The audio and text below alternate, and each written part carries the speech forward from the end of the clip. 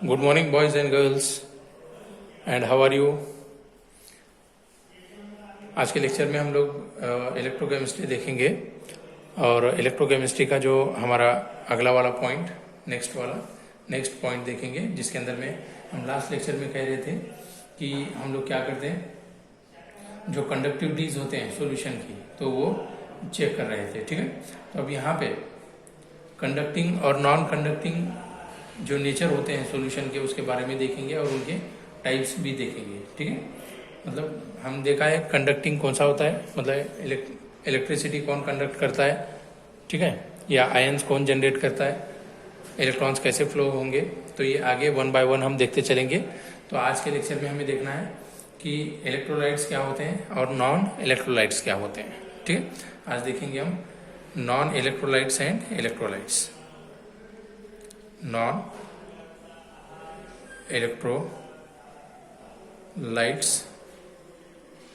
Electrolytes and electrolytes.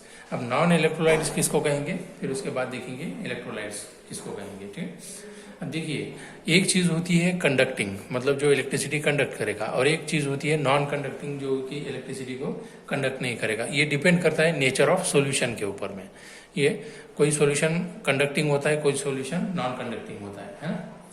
ठीक है, ये कैसे मेजर करते हैं हम लोग, कंडक्टिविटी जब मेजर करते हैं, अगर कंडक्टिविटी अगर चाहे ज्यादा होगी तो स्ट्रॉन्ग इलेक्ट्रोलाइट बोलेंगे, है ना, और कंडक्टिविटी अगर चाहे कम होगी कोई सॉल्यूशन की, तो वो, है ना, क्या बोलेंगे उसको, वीक इलेक्ट्रोलाइट बोलेंगे। एक स्ट्रांग और एक वीक, और जिसके अंदर में कोई भी कंडक्टिविटी नहीं होगी तो उसको हम नॉन इलेक्ट्रोलाइट्स कहते हैं, कंडक्टिंग एंड नॉन कंडक्टिंग। ठीक है, अब यहाँ पे conducting and non conducting nature of solution can be defined by measure their conductivity, है ना। कोई सॉल्यूशन कंडक्टिंग है या नॉन कंडक्टिंग है, तो ये कैसे पता करते हैं हम लोग कि उसकी पहले तो हम क्या मेजर करते हैं, कंडक्टिविटी मेजर करेंगे, तो उससे पता चलेगा कि कंडक्टिंग है या नॉन कंडक्टिंग है।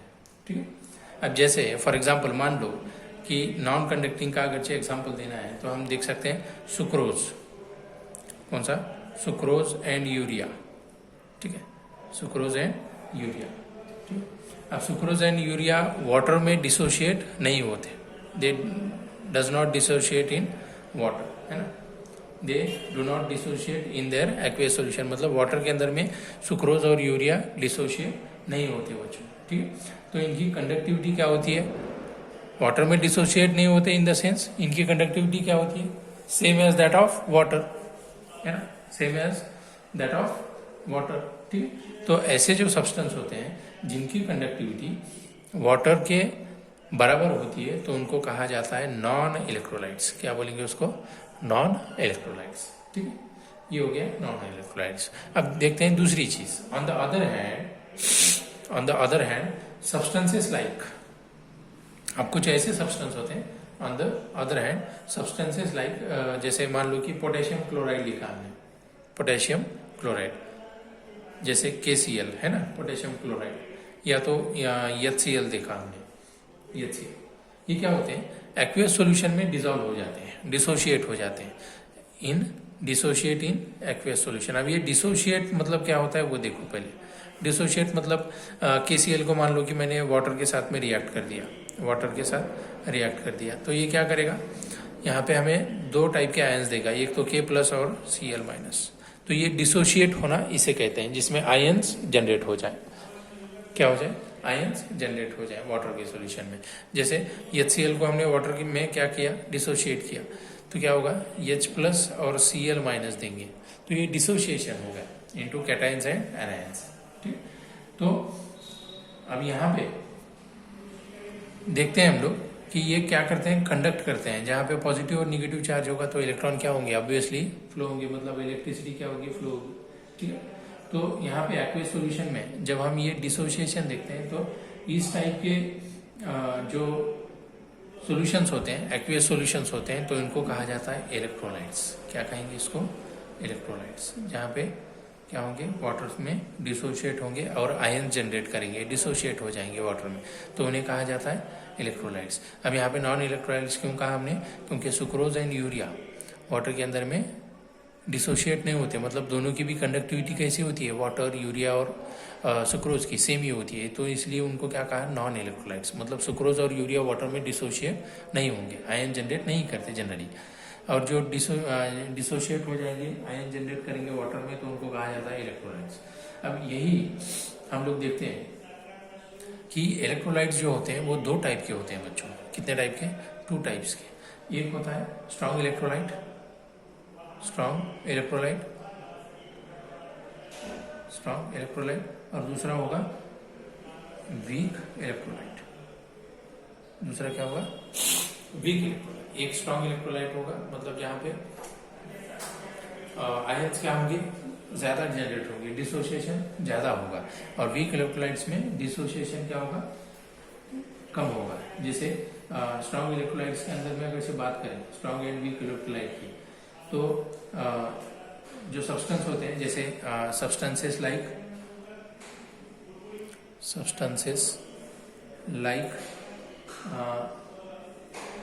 आयनिक सॉल्ट्स,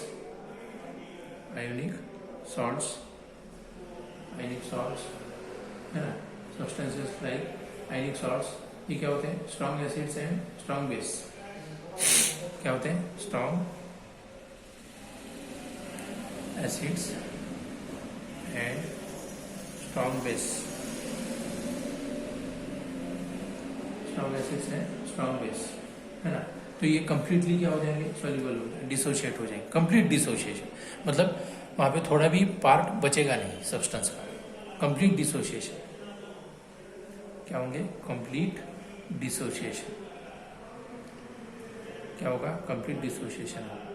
तो ये कैसे रहेंगे? Strong electrolytes, the substances which on reaction with water और विच डिसोशिएट्स कंप्लीटली, है ना, they produce more number of ions, they are called strong electrolytes. They are called strong electrolytes. ठीक, strong electrolytes and exhibit high conductivity. क्या exhibit करेंगे? Dissociation complete होगा, जितना ज्यादा dissociation उतना ज्यादा कंडक्टिविटी ज्यादा, मतलब उतना ही ज्यादा करंट फ्लो करेंगे, ठीक है, जनरेट करेंगे, ठीक है। तो ये कंडक्टिविटी स्ट्रॉन्ग इलेक्ट्रोलाइट की। अब वीक एसिड में, वीक इलेक्ट्रोलाइट में क्या होगा बच्चों? वीक इलेक्ट्रोलाइट्स, तो ये हो गया स्ट्रॉन्ग इलेक्ट्रोलाइट के बारे में। अभी वीक इलेक्ट्रोलाइट क्या रहेगा? वीक इलेक्ट्रोलाइट्स मतलब कैसे रहेंगे? जो कि वीक एसिड और वीक बेस रहेंगे। वीक इलेक्ट्रोलाइट्स मतलब कैसे एग्जांपल दे सकते हैं? वीक इलेक्ट्रोलाइट्स, वीक एसिड, और क्या रहेंगे? वीक बेस रहेंगे। वीक एसिड है, वीक बेस रहेंगे, ठीक। अब weak acid and weak base जो होते हैं, तो ये कैसे होते हैं? ये डिसोशिएट तो होंगे, है ना, डिसोशिएट तो होंगे, मतलब डिसोशिएशन तो होगा, लेकिन कैसे होगा? कम होगा, है ना। डिसोशिएशन होगा लेकिन कम होगा, मतलब dissociate to a very small extent, कम होगा, ठीक है ना। एक्वेस सॉल्यूशन में जब हम वीक एसिड और वीक बेस का डिसोशिएशन करने की कोशिश करेंगे तो डिसोशिएट होंगे, लेकिन कैसे होंगे? कम होंगे, टू अ स्मॉल एक्सटेंट, है ना। तो उनको कहा जाता है वीक इलेक्ट्रोलाइट। और जो सब्सटेंस वाटर में डिसोशिएट होंगे, और डिसोशिएट ही नहीं बल्कि पूरे के पूरे डिसोशिएट हो जाएंगे, तो उनको बोलेंगे स्ट्रॉन्ग इलेक्ट्रोलाइट्स। आ गया समझ में? मतलब यहाँ पे स्ट्रॉन्ग इलेक्ट्रोलाइट्स में कंडक्टिविटीज कैसे होते हैं? ज्यादा होते हैं, और वीक इलेक्ट्रोलाइट्स में कंडक्टिविटीज क्या होते हैं? लो होते हैं, लोअर कंडक्टिविटीज है, ठीक है। ये आ गया समझ में? तो इलेक्ट्रोलाइट्स किसको कहेंगे? Electrolyte is a compound that conducts electricity. Electrolytes is a compound that conducts electricity when molten or in aqueous solution and breaks down into ions during electrolysis. Molten मतलब क्या होता है? मेल्ट फॉर्म में, melt करते हैं ना हम लोग, पिघला देते हैं, ऐसे ही उसको मोल्टन कहा जाता है, ठीक है। वहां पे क्या करेंगे हम लोग? हीट या टेम्परेचर प्रोवाइड करेंगे, तो उससे क्या होगा? इलेक्ट्रिसिटी कंडक्ट होगी, है ना। तो वो क्या होगी? उसको कहेंगे हम लोग इलेक्ट्रोलाइट, है ना, जिसमें से इलेक्ट्रिसिटी क्या होती है? कंडक्ट होती है। फिर वो चाहे मोल्टन फॉर्म में हो, एक्वेस सॉल्यूशन में हो, ठीक है, उसको हम इलेक्ट्रोलाइट कहते हैं, ठीक है। आ गया समझ में? तो ये हो गया इलेक्ट्रोलाइट्स के बारे में। अब आगे चलते हैं, इलेक्ट्रिकल कंडक्टेंस ऑफ सॉल्यूशन को देखेंगे। Electrical conductance of solution, electrical conductance solution, electrical conductance of solution. ठीक है, अब हमें यहाँ पे देखना है अकॉर्डिंग टू ओहम्स लॉ, कौन सा law? Ohm's law, Ohm's law. ठीक है, अब ओहम्स लॉ क्या कहता है? अकॉर्डिंग टू ओहम्स लॉ हम यहाँ पे इक्वेशन लिख दें, R is equal to V by I, R is equal to V by I. ठीक, वेर R इज क्या रहेगा? Electrical resistance. R is equal to क्या लिख सकते हैं? इलेक्ट्रिकल रेजिस्टेंस रहेगा।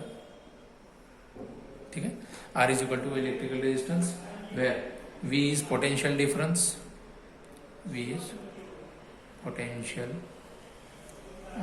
डिफरेंस, और I क्या रहेगा बच्चों? Current, that is electric current. क्या बोलेंगे उसको? Electric current. ठीक है, इलेक्ट्रिक करंट बोलेंगे। ठीक है ना, तो ये हो गया ओहम्स लॉ के बारे में देख रहे हैं हम लोग। ठीक है, अब ओहम्स लॉ में आगे अगर से देखें हम लोग तो हमें क्या क्या नजर आएगा वो भी देखते चलिए। अकॉर्डिंग टू ओहम्स लॉ, है ना, electrical resistance of a conductor, according to Ohm's law, electrical resistance of a conductor is equal to the electrical potential difference V divided by electric current I. It is called Ohm's law, है ना। अब यहाँ पे अगर चाहिए SI unit देखें, SI unit of potential that is volt, है ना, वोल्ट का SI यूनिट देखें, है ना, और that of current, SI unit of volt and current.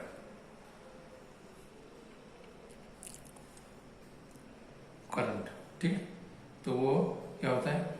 Ampere. क्या होता है? Ampere, that is capital A. क्या रहेगा? एम्पियर, AMPERE, एम्पियर होगा। ठीक है, ठीक है, आ गया समझ में? एम्पियर होगा। और जो इलेक्ट्रिकल रेजिस्टेंस होगा तो उसको ओम से डिनोट किया जाता है, electrical resistance that is R जो होता है R। इसको कैसे डिनोट करते हैं? डिनोटेड बाय सिंबल ओमेगा, है ना, कैसे? Omega, omega. तो यहाँ पे क्या लिख सकते हैं हम लोग? ओमेगा इज इक्वल टू, है ना, omega is equal to VA inverse, है ना। ठीक है, आगे समझ? तो यहाँ पे लिख सकते हैं आगे द इलेक्ट्रिकल कंडक्टेंस, यहाँ पे लिखो the electrical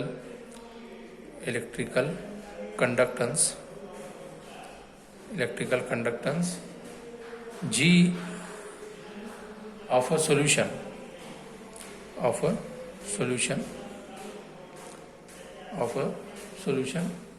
is reciprocal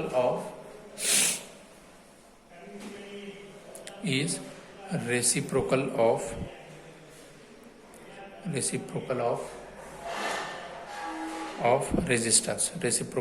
resistance,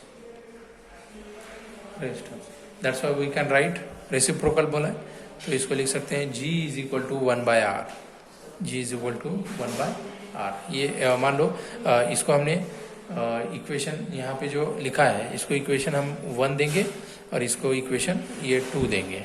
ठीक है, इक्वेशन 1 एंड 2 हो गया। ठीक है, अब देखें आगे तो, है ना, अब यहाँ पे हम क्या देख सकते हैं? इक्वेशन जो फाइनलाइज करेंगे हम, electrical resistance of a conductor is proportional to length and inversely proportional to cross sectional area. तो R मतलब क्या होगा? दो चीजें देखते हैं, R is directly proportional to and inversely proportional to, that is L by A, और R is equal to rho by L by क्या रहेगा? A, L by A। ठीक है, L by where rho is proportionality constant of resistivity, ये वाला, है ना, proportionality constant of resistivity, and electrical resistance of a conductor जैसे R, है ना, electrical resistance of a conductor is directly proportional to length, but inversely proportional to area of cross sectional area of A। ठीक है, तो ये रहेगा। ठीक है, इसको इक्वेशन नंबर हम थर्ड देंगे, ठीक है, थर्ड देंगे। ओके, तो ये क्या थी हमारी इक्वेशन नंबर थर्ड, ठीक, आ गया। अब आगे चलते हैं, कंडक्टिविटी के बारे में देखेंगे। ओके, कंडक्टिविटी, ये तो देखा हमने, क्या देखा, electrical conductance of a solution. तो electrical conductance of a solution is nothing but directly proportional to length and inversely proportional to area of cross section A, ठीक है, ये निकाला हमने। ओके, अब आगे चलते हैं और देखते हैं कंडक्टिविटी, दैट इज के, स्मॉल के। अब आगे देखेंगे कंडक्टिविटी, कंडक्टिविटी,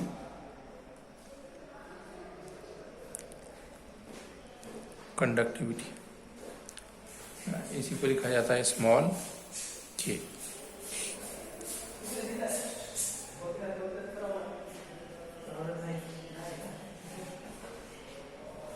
ठीक, अब यहाँ पे कंडक्टिविटी के जो होता है, मतलब अमाउंट ऑफ कितना करंट कंडक्ट कर रहा है, तो वो निकालेंगे हम, है ना।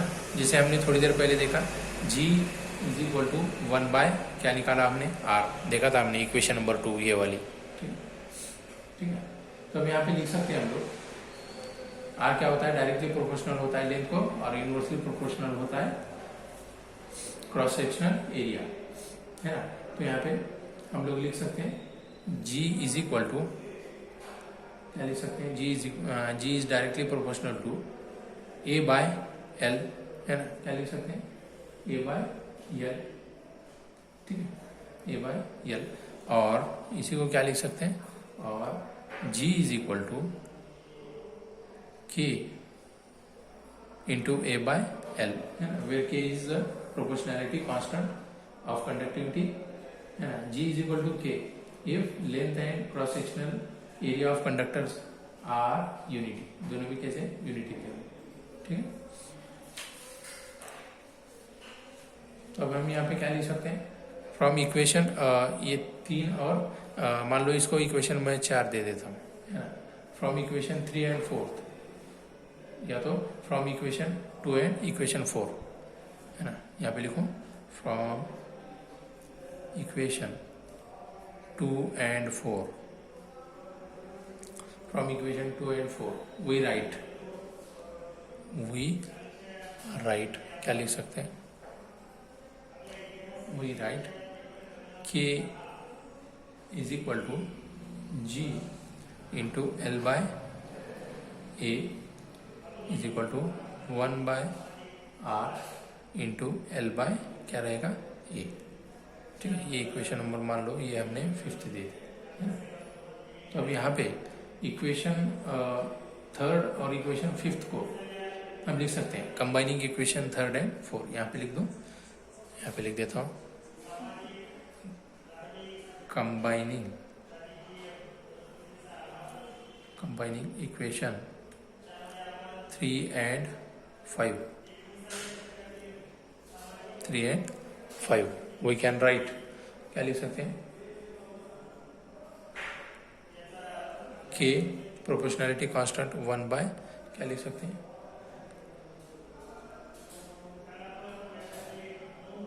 1 बाय रो, ठीक है, ये K is equal to 1 by rho, आगे, ठीक है। तो ये था कंडक्टिविटी देखेंगे, कंडक्टिविटी मतलब इनवर्सली प्रोपोर्शनल होती है, ठीक है, आगे ये कंडक्टिविटी देखिए। अब देखेंगे मोलार कंडक्टिविटी, आगे हमें देखना है मोलार कंडक्टिविटी के बारे में। तो आज के लेक्चर को मोलार कंडक्टिविटी हम नेक्स्ट लेक्चर में देखेंगे और उसके सिग्निफिकेंस भी आएंगे, फिर उसके बाद हम आगे बढ़ते चलेंगे, ठीक है। तो आज के लेक्चर में यहीं पे स्टॉप करेंगे और नेक्स्ट लेक्चर में हम आगे और जो पॉइंट्स हैं उसको कंटिन्यू करेंगे। तब तक के लिए आज इतना ही काफ़ी है। और जैसे कि हमने लास्ट लेक्चर में देखा था, लास्ट लेक्चर में जहाँ पे मतलब हमने जहाँ पे चैप्टर को स्टार्ट किया था, तो उसके अंदर में हमने देखा introductory part of electrochemistry, that means what is mean by electrochemistry. फिर उसके बाद में पूरी इंफॉर्मेशन देखी कि इलेक्ट्रोकेमिकल सेल क्या होता है, ठीक है। फिर उसके बाद इलेक्ट्रिक कंडक्शन देखा, मेटेलिक कंडक्शन देखा, है ना। मेटेलिक कंडक्शन के बाद हमने देखा information provide information regarding measurement of conductivities of solution. फिर देखा इलेक्ट्रोलाइट्स। इलेक्ट्रोलाइट्स में देखा हमने इलेक्ट्रोलाइट्स किसको कहेंगे, नॉन इलेक्ट्रोलाइट्स क्या होते हैं, स्ट्रॉन्ग एंड वीक इलेक्ट्रोलाइट्स क्या होते हैं। ठीक है, तो ये सारे पॉइंट्स हमने देखे। अब नेक्स्ट लेक्चर में हम लोग नेक्स्ट पॉइंट को कंटिन्यू करेंगे।